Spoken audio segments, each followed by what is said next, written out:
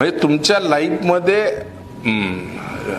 इथ्रियनची संख्या नाही तयार झालेली, तर ते सस्टेनेबिलिटीचं स्ट्रक्चर कुठे आहे? तुमची पॉसिबिलिटी जिवंत कशा राहतील? तुमचे हे विशलिस्टला कम्प्लिशन करण्यासाठी ते लागेल जवळ. इथ्रीच्या बॅचेस फुल होत राहतील, हजारो ग्रॅज्युएट्स आहेत, ओके, पुढच्या बॅचेस आहेत, ते सगळे भरत राहतात, इथ्रीची कुठलीही बॅच खाली नाही राहत, okay. So don't worry about इथ्री. मी इथनं बोलतोय की हे सपोर्ट स्ट्रक्चर तुमच्या लाईफ साठीच आहे आणि ते लाईफ टाईम होणार आहे. You will come on that same page. त्याच्यामध्ये फक्त काही जण असे बसलेले आहेत, ते म्हणतात अच्छा मग तू सांगतो का, मग मी नाही करणार. याला म्हणतात इगो.